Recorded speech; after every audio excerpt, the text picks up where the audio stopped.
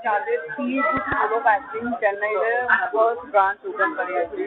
அங்க ஏற்கனவே நிறைய admissions போயிட்டு இருக்கு, நிறைய classes ஏற்கனவே start ஆயிருக்கு. So நம்ம தமிழ் இண்டஸ்ட்ரிக்கு சப்போர்ட் பண்றதுக்காக புது புது டேலண்ட் இன்ட்ரோடியூஸ் கொண்டு வந்து இன்ட்ரோடியூஸ் பண்றதுக்காக தான் we have started Feel Good School of Acting. Madam, இப்போ தமிழர் நம்பர் 1 நடிகர் பார்த்தா விஜய் திரும்ப அரசியல் போயிட்டாரு, திரும்ப நடிக்க மாட்டேங்கிறாரு.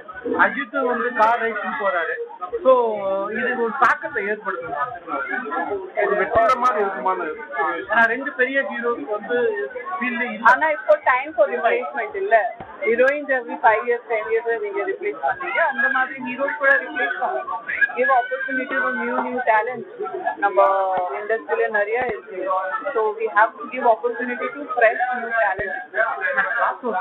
விஜய் வந்து பொலிட்டிக்கல் போறாரு. ஜனநாயகம் லாஸ்ட் படம் விஜய் மிஸ் பண்றீங்களா? தமிழ் சினிமா மிஸ் பண்ணுறோம்.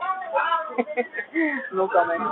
இல்ல பொலிட்டிக்கலா கேட்கல, ஜென்ரலா இப்போ வந்து ஒரு ஆக்சுவலா விஜய் பொலிட்டிக்கல் வரல, டாப்பஸ்டிக் ஏதோ விஜய் அவர் இனிமே நடிக்க மாட்டேன் அப்படின்றாரு.